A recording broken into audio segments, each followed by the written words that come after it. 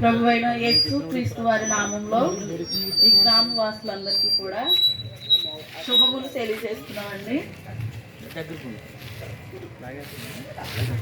యేసు ప్రభు వారు ఈ లోకానికి లోక పాపమును మోసుకుని పోవు దేవుని గొర్రె పిల్లగా ఆయన ఈ లోకానికి వచ్చాడండి.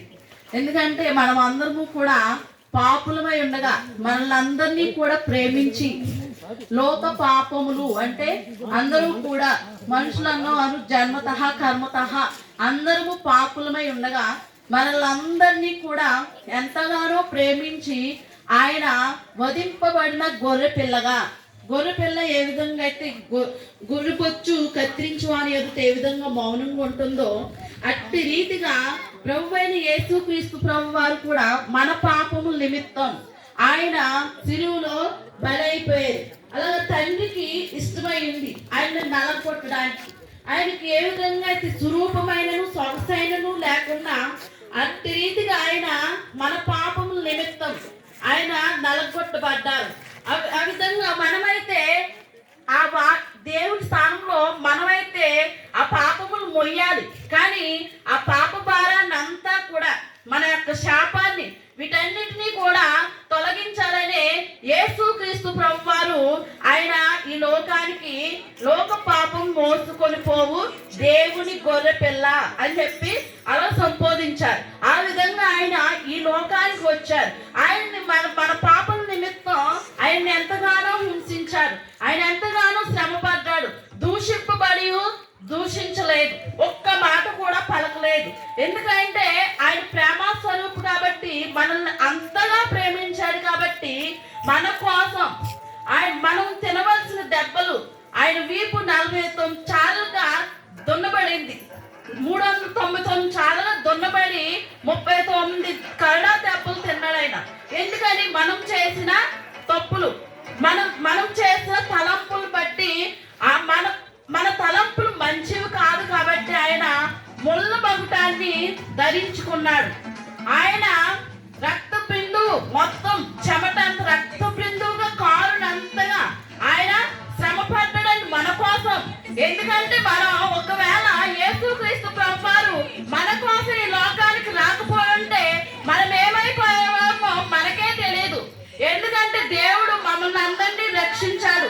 అటు రీతిగా మీరు కూడా ఆయన యందు విశ్వాసం ఉంచగలిగితే, మీరు కూడా దేవుడి యందు విశ్వాసం ఉంచగలిగితే మీరు కూడా రక్షణను పొందుకోగలుగుతారు. కాబట్టి ఆయన్ను విశ్వసించినట్లయితే మమ్మల్ని ఏ విధంగా రక్షించుకున్నాడో అట్టి రీతిగా ఆయన మిమ్మల్ని కూడా రక్షించడానికి సమర్థుడు ఆయన.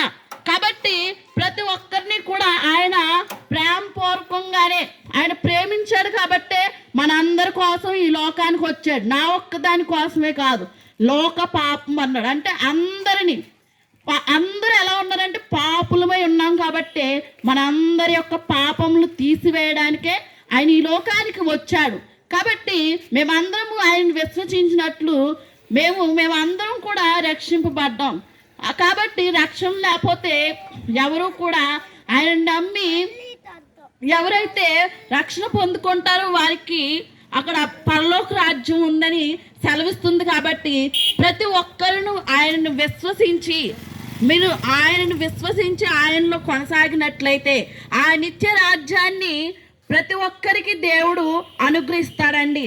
ఈ సాయంకాలం వేళలో దేవుడు ఆ విధంగా పిలుస్తున్నారు. కాబట్టి ప్రతి ఒక్కరిని కూడా మిమ్మల్ని అందరినీ కూడా వేడుకుంటున్నామండి. ఎందుకంటే ఒకానొక రోజు నరకంలోకి వెళ్ళిపోతే ఎవరు కూడా అక్కడ తప్పించబడలేరు. అక్కడ ఏడుపు, పండ్లు కొరకడం, అగ్ని ఆరదు, పురుగు చావదు.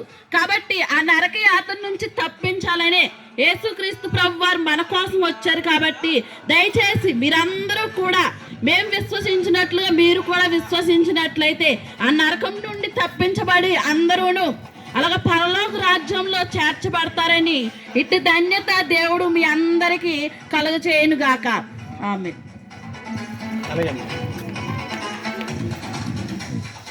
తండ్రి కుమార పరిశుద్ధాత్మ